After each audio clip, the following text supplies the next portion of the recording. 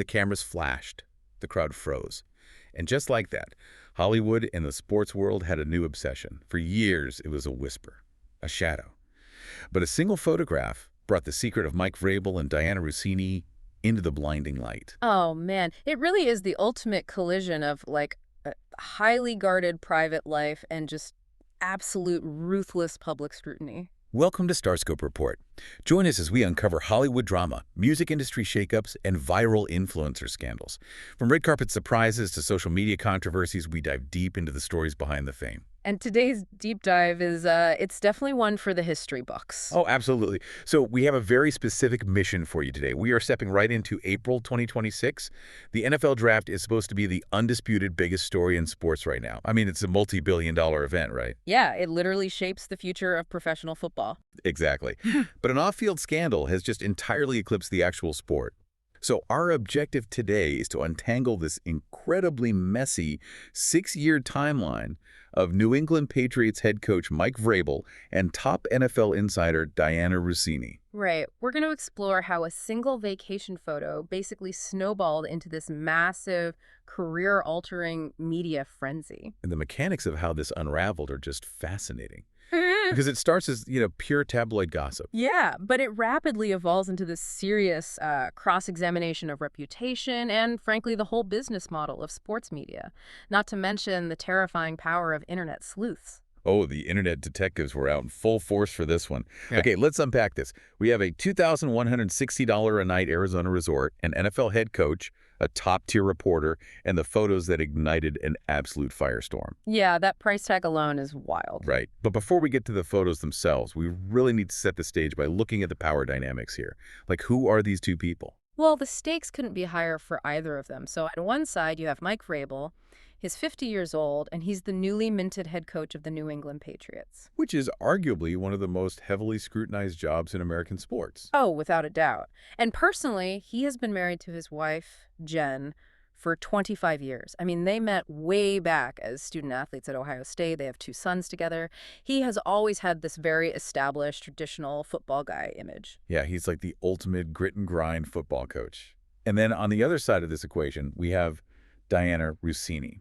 She is this highly visible, incredibly well-connected NFL insider for The Athletic and, previously for ESPN. Right, and her entire career is built on relationships and access. She breaks massive trade news on social media to millions of followers. Exactly. And on a personal level, she's been married since late 2020 to an executive at Shake Shack, and they have 2 young kids.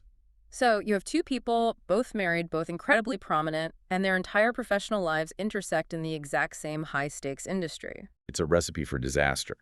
So the timeline of this whole thing fractures on April 8th, 2026. That is when Page 6 publishes a set of highly exclusive photographs. And these were taken at the Ambiente Resort in Sedona, Arizona. And to give you some context on this location, it is not a casual tourist trap. No, not at all. It is this ultra-exclusive, adults-only luxury resort tucked away in the Red Rocks. And the photos, they show Vrabel and Russini eating breakfast together on a private patio, soaking in a hot tub, holding hands, hugging. You're dancing. Yes. According to the reporting, dancing together on a roof with these sweeping romantic views. Yeah, the moment these drop, the internet completely loses its collective mind. Oh, totally. And both of them immediately throw up the shields, right? They go into severe damage control. They emphatically deny any romantic involvement. Yeah, Vrabel actually gives a statement to the New York Post calling the allegations, quote, completely innocent. He goes so far as to say any suggestion otherwise is laughable. Laughable, which is just quite the word choice. Right. And Russini takes a slightly different approach. She claims the photos lack context, and she insists they don't represent the full group of 6 people she was supposedly hanging out with. The classic group trip defense. Exactly. She frames it as a girls' hiking trip that just happened to cross paths with him. She makes the argument that, like most journalists who cover the NFL, reporters often interact with their sources in social settings away from the stadiums. Well, I have to lay out the geographical facts here for you because I really need to push back on this defense. The logistics simply do not add up. Not even a little bit. We know from the reporting that Vrabel was officially in Arizona for a scouting event at Arizona State University down in Tempe. And he also had NFL competition committee meetings at the Biltmore Hotel in Phoenix. Right, which are very public, documented events. Exactly. But those locations are 125 miles away from this resort in Sedona. So how does an accidental meetup happen over 2 hours north, deep in the mountains, at a luxury adult-only resort? Yeah, the geography is exactly what caused their initial narrative to collapse. I mean, one of Vrabel's friends even attempted to run interference. Oh, I remember this. Yeah, the friend claimed they simply drove up to Sedona for the day and then drove 2 hours back to their own hotel. But Page Six didn't just publish photos. They interviewed 3 separate eyewitnesses at the resort who stated definitively that they saw no one else with the pair. Wow. And when one of those eyewitnesses was asked if Vrabel was hanging out with a group, they literally replied, no, he was with a girl. It's just so bad. The whole "we were in a group" defense feels exactly like a teenager getting caught sneaking out of the house. Yeah. You know, you tell your parents, oh, I wasn't at that party. I was just at the diner with 5 of my friends. Right, right. But that excuse only works if your friends actually step up and cover for you. If there were 4 other people dancing on the roof and sitting in that hot tub in Sedona, where are they in the photos? They're completely absent from every single frame. Yeah, it's the reality TV effect perfectly in action. You see how the public digested those photos, and the laughable defense just didn't stand a chance against modern social media scrutiny. No way. We are living in an era where parasocial relationships thrive. The moment those photos hit the timeline, fans stopped seeing Vrabel and Russini as a football coach and a reporter. They became characters in a drama, right? A puzzle to be solved. Oh, and internet sleuths mobilized instantly. It was terrifying. They were zooming in on reflections in sunglasses. They were analyzing body language, cross-referencing flight logs. Digging up years-old tweets. Yes, and, the emotional weight of this on their actual families is obviously profound. But the internet operates on gamification. To the public, uncovering the truth became this massive, decentralized spectator sport. Yeah, I was everywhere. But wait till you hear what came next. Because Sedona was just the tip of the iceberg, and the real consequences were about to hit their careers. Oh, absolutely.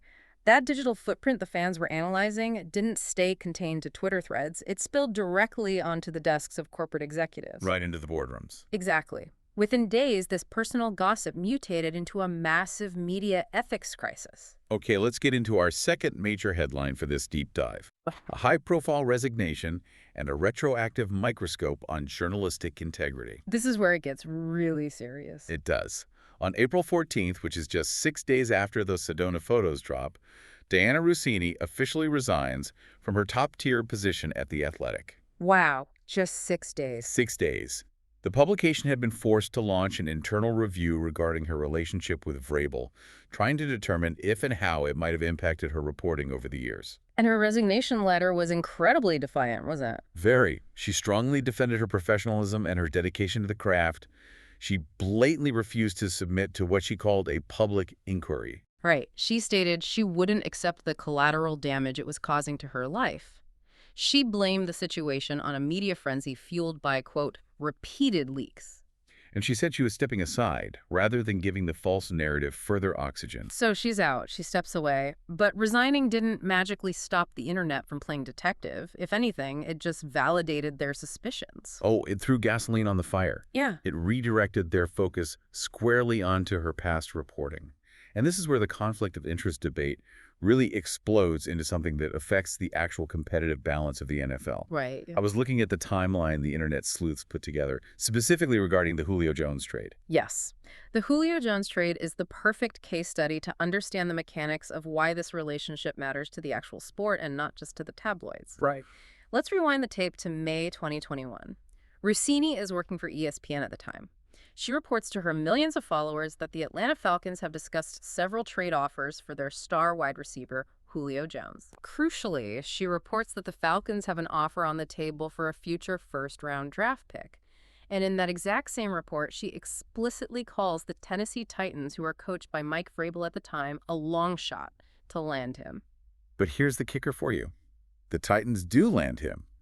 Vrabel's team gets Julio Jones. And they didn't have to give up a highly coveted first-round pick to do it. They got him for a second and a fourth-round pick. Which is huge. Let's break down why that discrepancy is so vital.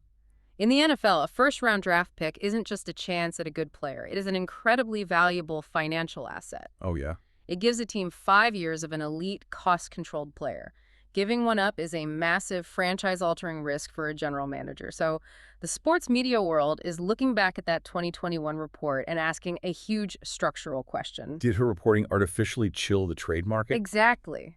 Because if an insider with Russini's massive platform tells the world that a team has a first-round pick on the table, other general managers get sticker shock. Right, they might back off entirely, thinking the price is too high. It's honestly like Elon Musk tweeting about a cryptocurrency. Well, that's a perfect analogy. Right, it doesn't just reflect the market, it actively moves the market. Millions of dollars shift based on 280 characters. So if she floats a high price, the competition evaporates, leaving the runway completely clear for Vrabel's team to swoop in and get the player for cheaper. Yeah, that's the theory everyone was running with. But let me push back here for a second. Is it entirely fair to retroactively judge every single scoop Russini ever had based on this one personal scandal? That's a really fair question. It feels a bit like finding a single cracked brick in a garden wall and suddenly deciding you need to bulldoze the entire house to inspect the foundation. I mean, she broke hundreds of massive, accurate stories over her career. Are we really going to assume the entire house was structurally compromised? Well, your pushback highlights the uncomfortable reality of the sports journalism business model itself, specifically access journalism. What do you mean by that? Well, the relationship between insider reporters and their sources is inherently transactional. It operates like a barter system. Reporters need exclusive scoops to keep their jobs and grow their platforms, and coaches or agents need favorable public narratives to keep their jobs and grow their leverage. So they trade with each other. Exactly. They trade with each other constantly.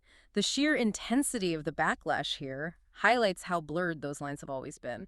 And what the public found so tragic and frankly unfair is the asymmetry of the fallout. Right, because you have Russini forced to step away from an absolute peak career position, resigning amid an internal corporate review. While the NFL officially states they will not investigate Mike Vrabel under the league's personal conduct policy. The NFL completely washes their hands of it. They essentially throw up a stop sign and say, not our problem, leaving the New England Patriots to handle their own PR nightmare. Yeah, and we know that nature abhors a vacuum. Because there was no official league intervention and the Patriots refused to comment, the public discourse got completely unhinged. It was crazy. You had totally fake statements attributed to Vrabel's wife, Jen, going insanely viral on Facebook. Oh, I saw those. Millions of people believed she was publicly defending him. They were sharing these long, emotional quotes, when in reality, she hadn't said a single word. Misinformation always thrives when powerful organizations try to use silence as a strategy. And the Patriots are historically famous for trying to bury scandals under the Patriot way. Right, under Bill Belichick. They successfully stonewalled the media for 2 decades. If they didn't want to talk about it, they just stared at the podium until the reporters gave up. But you cannot stonewall the internet. A corporate policy of silence just gives internet sleuths a blank canvas to paint their own narratives on. Absolutely. Now, before we get into the absolute collapse of that Patriots PR machine, a quick reminder, if you're loving these Hollywood and sports twists, make sure you subscribe. We've got even crazier stories ahead. Yeah, you really do not want to miss what's coming. And you definitely want to stick around for this next part, because later in the episode, we'll talk about the shocking twist nobody saw coming. A leak from 2020 that rewrote the entire timeline. Yeah, the revelation of that timeline is what took this from a manageable PR scandal to a full-blown organizational crisis for New England. Okay, so we are in mid-April. The misinformation is swirling. Vrabel attempts to take control of the narrative and just calm the waters. Right. He holds a scheduled pre-draft press conference. And he never mentions Russini by name, but he gives this very cryptic, somber statement about having, quote, difficult conversations with people I care about with my family, the organization, the coaches, the players. Yeah, he talked about needing to make good decisions and how he never wants to be a distraction to the team. Which is a huge pivot. Notice the massive rhetorical shift there. It was a complete departure from his initial claim just days earlier that the rumors were laughable. Yeah, you don't hold somber team-wide apologies and talk about difficult family conversations for a laughable misunderstanding about a group hiking trip. Exactly. He knew the ice was cracking. But just as he tries to gently put a lid on it and pivot back to football, the floor completely falls out from under him. This is our final bombshell for you today. A New York City dive bar blows the timeline wide open, proving this wasn't just a one-off vacation. Not even close to a one-off. We are now at April 23, 2026. Correct. This is the very first day of the highly anticipated NFL draft. The entire sports world is watching the screen. Teams are making franchise-altering decisions. And right in the middle of it, page 6 drops a brand new set of photos. And these photos are from March 10, 2020. 6 years ago. 6 years ago. They were taken at the Tribeca Tavern in New York City. The images reportedly show Vrabel and Russini, quote, all over each other and kissing in the dimly lit bar. Wow. And crucially, eyewitnesses who provided the photos noted that Vrabel was clearly wearing his wedding ring. It's just devastating. And as if a 6-year-old timestamp wasn't enough to break the internet, later that exact same day, TMZ drops another set of photos. Yeah, the hits just kept coming. These are from January 2024 at the Beau Rivage Casino. Now, this was immediately after Vrabel was fired from his head coaching job with the Tennessee Titans. Right. The two of them were pictured smiling together, looking incredibly comfortable. And context is everything here, because right around that exact time, in early 2024, Russini had just co-authored a massive behind-the-scenes expose on his departure from the Titans. And that piece painted Vrabel in a very favorable, sympathetic light. Exactly. So any remnants of the accidental Sedona meetup narrative are just utterly destroyed at this point. It's no longer a conversation about a poor lapse in judgment on a recent weekend trip. Right. You can't play it off as a mistake.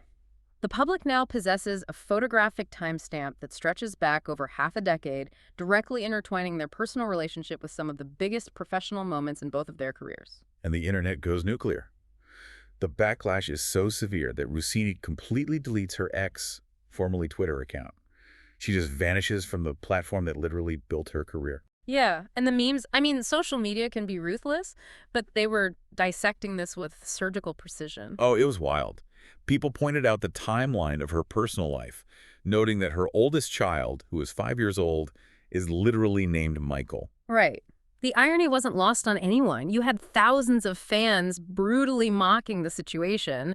They were sharing memes of what the private investigator must have looked like. Yeah. They were joking that the spouses must have hired someone who surveilled them better than international MI6 spies. It was just relentless. It's unbelievable to watch it unfold in real time.